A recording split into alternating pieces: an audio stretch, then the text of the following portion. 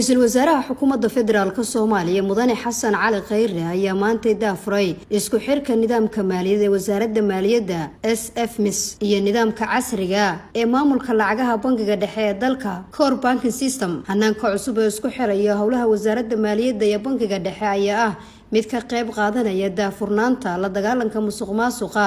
iyo fududeynta wada shaqeynta bahda maaliyadda dalka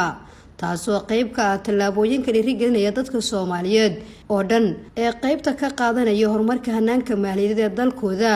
isla markaana ay tahay wax wanaagsan oo xoojinaya ammaanada iyo kalsoonida bulshada Soomaaliyeed. Ra'iisul Wasaaraha Xukuumadda Federaalka Soomaaliya mudane Xasan Cali Khayre ayaa ku dhiirigeliyay wasaaradda maaliyadda iyo gudoomiyaha bangiga dhexe in laga sii shaqeeyo sidii nidaamkan loo gaarsiin lahaa dhammaan hay'adaha dawladeed ee dalka maadaama horumarka uu ku xiran yahay sida loo wada shaqeeyo isagoo wax lagu farxo ku tilmaamay hanaankan cusub ee casriga ay maanta soo bandhigeen. Talaabadan ana aaminsanahay inay tahay talaabad mug leh oo ku tilaabsateen wax walba oo xoojinaya ammaanada ay shacabkan Soomaaliyeed nagu qabaan inay sii adkaato waxaan aaminsanahay inay tahay talaabo xoog leh dalka dawladnimada qarannimada iyo dadnimada Soomaaliyeed wanaagsan waxaa muuqata marka in ay bangiga iyo wasaaraddu qaadeen tallaabooyin dhiirigelinaya dadka Soomaaliyeed oo dhan waxaan aad u jeclaan lahaa in hawshan aad qabateen in laga sii shaqeeyo in lagu faafiyo dhammaan hay'adaha dalka oo dhan inaanay ku koobnaan wasaaradda maaliyadda iyo bangiga dhexe muhiimaddu marka waxa ay tahay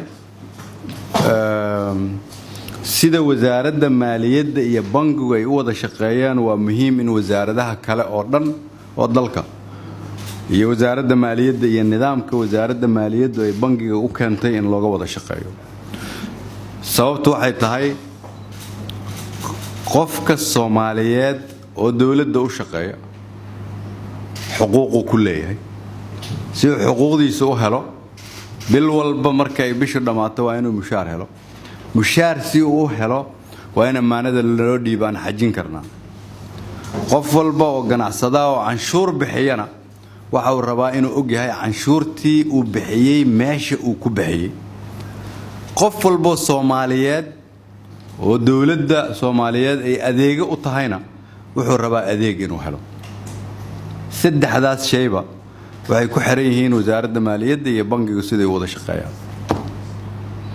nidaamkan markay dalka ka jira idinka hormuud ah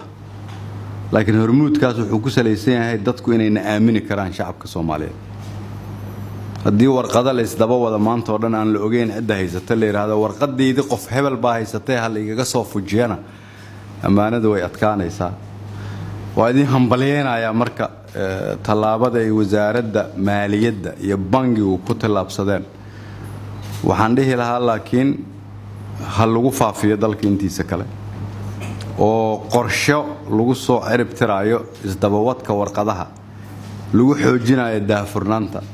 lagu adkeenayo ammaanada shacabka